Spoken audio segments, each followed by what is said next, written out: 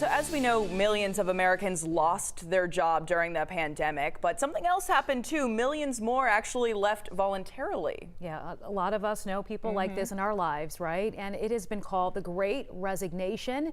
Vanessa Yurkovich brings us some of the personal stories behind the departures tonight. A simple task. Kate Santangelo picks up her 7-year-old daughter Grace from school, something she's waited years to do. Do you recall how often you were able to pick your daughter up from school? Oh my gosh, never. But that all changed in April. She quit her 15-year career in sales to be home full-time with her kids. I was working endless hours and traveling a lot. If COVID didn't happen, do you think that you still would have quit your job? No, I think I'd still be there. Yeah, without a doubt. She's one of millions quitting the workforce in recent months. A record 4.4 million quits in September. It's being called the Great Resignation. We had so much time that, we had to be in our homes and spending time with people that we live with and just shifting priorities. And she's one of 4.7 million business applications filed from January through October of this year, a 34% increase from the same time period in 2019.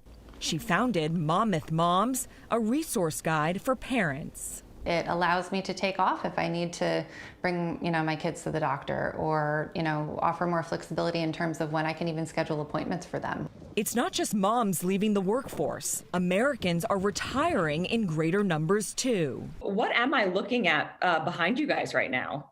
That's our RV. Yeah, that's our RV. You got in the background. Scott and Mary Banks retired early this September at 57 and 59 respectively, and are road tripping across the country. Packed up, strapped down, and ready to head down the road.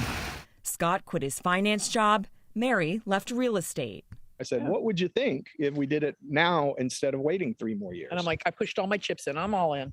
1.5 million Americans were on pace to retire during the pandemic.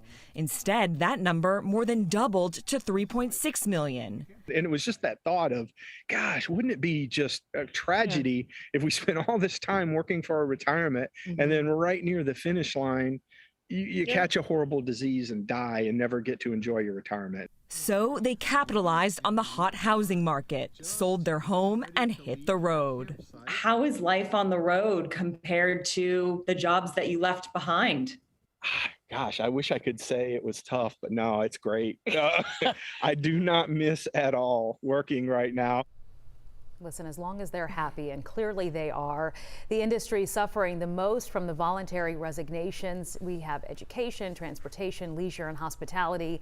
They're the same sectors that were having trouble keeping people even before the pandemic hit.